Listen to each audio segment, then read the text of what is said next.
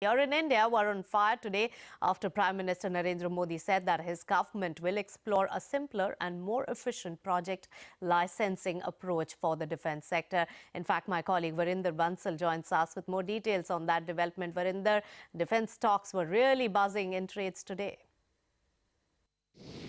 Well, clearly most of the defense stocks are buzzing today after the news coming in that India and US, of course, have entered into a partnership of, making 6 missiles in India.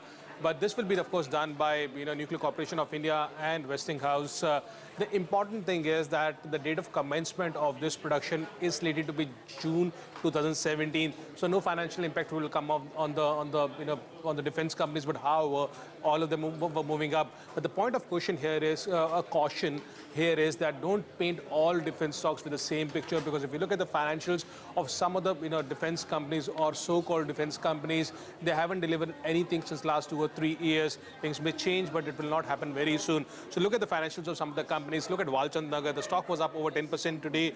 The company 18-month FY16 has reported a loss of 71 crores, EBITDA of 62 crores, which is lower than the finance cost of 90 crores. So here's a company where the finance cost is higher than the EBITDA reported by the company, and of course has a short-term borrowing of 300 crores for this company.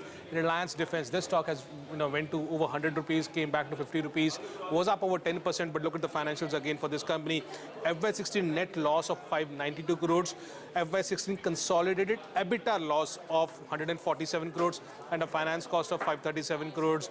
The company has a consolidated long-term debt of nearly 5,900 crores, 5,900 crores, and a short-term debt of nearly 1,900 crores. So clearly high debt company over here.